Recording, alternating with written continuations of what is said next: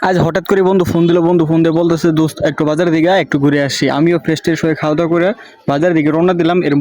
তো বাড়ি থেকে বের হয়ে রাস্তায় আসলাম, আস্তে এসে দেখি যে কোনো অটো মোটো নাই রাস্তায়। তো কি আর করার, কপাল খারাপ হলে যাই হোক, এখন তো হেঁটে যাওয়া লাগবে বাজারে আমার। তো দেখা যাক কি অটো রাস্তাঘাটে আর কোনো পাওয়া যায় কিনা।